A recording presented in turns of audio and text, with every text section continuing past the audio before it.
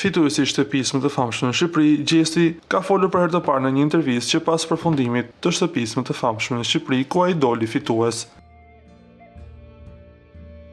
Teksa u pyet nëse projektet e tij të reja muzikore i kushtojnë ndonjë personi, Gjesti foli shumë hapur dhe me shumë sinqeritet. Ja dedikoj dikujt, por dikujt jo. Dikujt dis që e kam lënë, e ajo nuk më lën. Ishin fjalët e këngëtarit Gjestit, që me sa duket kishin një personazh. Po për këtë ndjekësit kanë eluduar se është kunjë për Xhenetën, duke u shprehur se ajo vazhdon të flasë akoma për Gjestin tek emisioni ku ajo punon. Me sa duket, Gjesti nuk ka më pikë ndjenje për Xheneta Fetahun dhe këtë po e dëshmon dita ditës. Ndërsa Xheneta deklaroi se ka uruar Gjestin për ditëlindje, por ky i fundit nuk ja ka kthyer.